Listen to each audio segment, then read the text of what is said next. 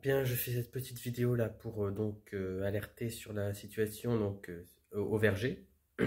Alors, à Verfeil, sur le tracé de l'autoroute A69, eh bien, il reste la dernière ZAD, donc le Verger, qui n'a pas encore été évacué. Donc, lundi 5 septembre, donc la semaine dernière, les, la propriétaire Alexandra et sa famille ont fini par céder aux attaques d'Atosca, du groupe Atosca, NGE Atosca, qui n'a pas cessé de les harceler, notamment via ses miliciens, via tous les pros A69 qui maintenant appellent au meurtre, enfin, qui ont incendié, qui ont tenté d'incendier sa maison, qui ont même incendié, enfin, non, ils n'ont pas réussi heureusement, qui ont couvert d'essence son mari, enfin, c'est un truc de malade. Dimanche, là, on est le combien là, on est le 23, donc c'était dimanche 22 septembre. Le dimanche 22 septembre, donc il y a eu une tentative de ravitailler les derniers zadistes, les derniers écureuils, qui sont donc sur les derniers arbres autour de la maison d'Alexandra et sur le toit. Et donc c'est la dernière zone, c'est la dernière ZAD euh, sur le tracé de la 69, la Crébarbe, la Calarbre. Toutes les autres, elles ont été évacuées dans la violence avec des militants qui tombaient, qui se cassaient des os. Et là maintenant, donc on a des militants qui auraient pu être ravitaillés en nourriture, mais non, là les forces de l'ordre, donc gendarmerie, police, CNAMO, miliciens, ils ont décidé de leur tirer dessus au taser. Oui, je reviens de vérifier là précisément qui leur a tiré dessus au taser. C'était donc des gendarmes. Et enfin, je veux dire, c'est extrêmement grave qu'on soit dans un pays où, en gros, on bafoue les droits humains au point de taser des gens qui viennent apporter de la nourriture à d'autres gens. Et je pense qu'en fait, il faudrait qu'on reconnaisse enfin un jour dans notre constitution, dans notre bloc de constitutionnalité, ou même dans la loi tout simplement, le droit d'occuper les zones, le droit tout simplement le droit d'empêcher, de gêner l'espace public. Parce que ça devrait être un droit en fait. Hein. Quand on voit ce qui se passe à la 69, ça devrait être un droit. Et donc maintenant, petit point sur les différentes forces de l'ordre, entre guillemets, impliquées. Bon, alors tout d'abord, évidemment, il y a la gendarmerie, il y a la police. Voilà, ça semble évident, voilà. Ensuite, ensuite donc, il y a la CNAMO. Alors, la CNAMO, eh ben, écoutez, je vous montre le site du ministère de l'Intérieur. Vous pouvez voir par vous-même. Alors, donc, je ne sais pas si vous arrivez vraiment à voir. Bon, c'est pas grave, j'arrive pas à vous le montrer là en miroir, parce que oui, je suis en mode selfie là, donc j'arrive pas à vous le montrer, mais en gros, je vous lis. La CNAMO, une unité spécialisée dans le dégagement d'obstacles complexes. La CNAMO, cellule nationale d'appui à la mobilité, est une unité quasi unique en Europe. Ah bah tiens. Et bizarrement, la France, c'est un État dont l'autoritarisme est quasi unique dans l'Union européenne. Bon, évidemment, je ne parle pas de la Russie, Biélorussie, mais donc voilà, on a une unité d'État, enfin une unité de gendarmerie unique ou presque en Europe, et donc composée de 6 sous-officiers ultra expérimentés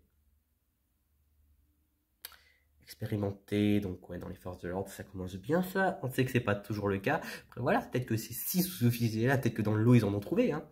Elle a pour mission de faire cesser les entravements et les accrochages complexes de manifestants, qu'ils soient en hauteur ou au sol. Et voilà, c'est clair. Donc la CNAMO est ouvertement un moyen d'évacuer les zadistes, donc d'évacuer, en gros de déloger, de dégager les zadistes.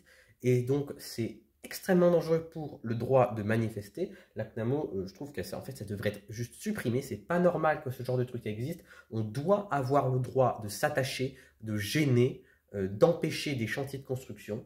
Il y a eu, enfin, je veux dire, cette répression des mouvements écologistes, elle s'inscrit dans une logique implacable, historique, en fait, parce que tout simplement, le capitalisme a toujours réprimé les mouvements qui le contestaient, donc le mouvement anarchiste, le mouvement communiste, maintenant le mouvement écologiste, voilà, donc le troisième, disons, grand mouvement contre le capitalisme, et voilà, donc il y a eu mouvement anarchiste, mouvement communiste, mouvement écologiste, et enfin, je veux dire, les trois, des fois, sont réprimés ensemble, hein, ou en fonction des époques, mais globalement aujourd'hui c'est majoritairement les écologistes, des anarchistes, comme disait comment il s'appelle, Léo Ferré, il y en a moins d'un sur 100, et les communistes, bah,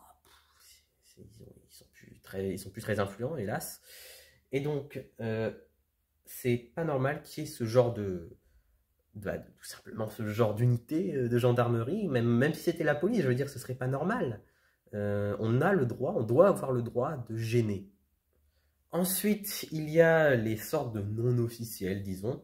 Donc, c'est des miliciens, tout simplement. Ouais, ouais. NGE à Tosca, donc le concessionnaire, donc, qui rachète tous les terrains pour construire son autoroute, qui ne fait rien. Enfin, je veux dire, c'est juste parce que le péage, ça peut faire payer, donc ça peut faire gagner de l'argent. Puis globalement, ils sont juste illogiques. Voilà, cette autoroute, on sait qu'elle n'a aucun sens. Et donc les miliciens, bah ouais, ils emploient des miliciens. Donc il y a des gens, des pros A69, qui donc menacent de mort, appellent au meurtre, tentative d'incendie, je l'ai dit tout à l'heure. Donc du coup tentative de meurtre, hein, puisque jeter de l'essence sur un être humain, ça veut dire pouvoir le transformer en torche humaine et donc le tuer, en gros, quasiment à tout moment, en gros. Et donc voilà, donc quand les miliciens ont jeté de l'essence sur le mari d'Alexandra, bah voilà. Ouais, voilà, donc pour le... Ça fait 2 heures, faudrait peut-être que j'aille dormir là, mais ça fait 2 heures que je travaille là-dessus. Et donc, bah voilà, maintenant je vais arrêter. Donc voilà pour le point sur la situation. Et donc on en est donc à la dernière ZAD. Et là, ça a le risque de tomber. Donc moi, je suis pas du tout dans le Tarn en ce moment, comme d'habitude d'ailleurs. Et donc, je suis pas en mesure d'aller aider. Mais si vous êtes, vous, en mesure d'aller aider sur place, n'hésitez pas à y aller. Ah oui. Dernier gros point, les journalistes. Dernier gros, oui, non. Donc les journalistes sont hyper malmenés en fait sur les lieux. Tout simplement, la presse n'a pas accès, tout le long de l'histoire du chantier, en gros, la presse n'a pas eu accès vraiment. La police et la gendarmerie ont toujours empêché un maximum la presse d'avoir accès au lieu. Le nombre de fois où j'ai vu dans les médias mainstream qu'on parlait de la 69, c'est quasiment rare en fait. Je crois même que la seule fois où je l'ai vu vraiment, c'était sur France Info. C'était pendant qu'il y avait le Ramdam sur Macadam au mois d'octobre 2023. Donc c'était il y a à peu près un an. Si je me souviens bien, c'était à ce moment-là. C'était quand Thomas Braille s'était fait casser le genou. Donc je vérifierai, mais je pense que c'était bien à ce moment-là. Et donc la presse est empêchée d'accéder tout simplement au lieu. Voilà. Et autre sujet dont j'avais déjà parlé dans ma vidéo sur le mois de février 2024, une vidéo bilan, eh bien, Michel Forst, donc, qui était rapporteur de l'ONU, était carrément venu voir. Et il s'était inquiété justement des atteintes aux droits humains qui avaient lieu, quoi. Et donc, c'est fou qu'on ait besoin d'envoyer un représentant de l'ONU sur place, un observateur de l'ONU. Ça veut dire que la situation de base, quand on voit un observateur de l'ONU, elle est déjà assez grave. Voilà. Donc j'espère que j'ai été assez clair, assez concis, précis. Là, ça fait depuis tout à l'heure que je regarde, que je travaille là-dessus là. Et donc j'en parlais encore tout à l'heure avec ma grand-mère par message là. D'ailleurs, elle regarde enfin, elle a presque pas de réseaux sociaux et donc elle regarde beaucoup de médias mainstream. Alors heureusement, elle regarde pas CNews ou des trucs de merde, mais je veux dire, elle regarde des médias beaucoup grand public et je vois qu'elle n'y connaît quasiment rien, quoi. Du coup, c'est dingue. Je veux dire, les médias, outre le fait qu'ils ne sont pas autorisés à vraiment à aller sur les lieux, ils devraient au moins dire tout le temps, on n'a pas pu aller sur les lieux, les militants avec leurs images sur les réseaux sociaux nous montrent ça, nous montrent les violences policières qui ont lieu. Et donc, voilà, c'est fou en fait qu'on ait besoin aujourd'hui des réseaux sociaux pour se tenir informé de trucs comme ça. C'est pas normal. Sur tous les médias mainstream, ça devrait exister. Il devrait y en avoir de ce genre. Il devrait y avoir ce genre d'informations. Voilà, bon bah bonne nuit. Maintenant, je vais aller dormir parce que je suis fatigué puis il est tard. Puis je me lève tôt demain, donc voilà. Donc bonne nuit, et purée, ça fait 10 minutes en fait que je parle.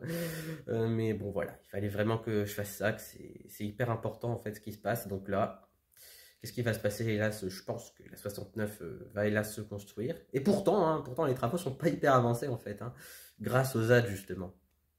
Voilà, donc bonne nuit et on lâche rien. J'ai du mal à faire le signe là, ouais. On lâche rien et on espère qu'un jour, peut-être, les médias mainstream vont nous parler correctement de ce sujet.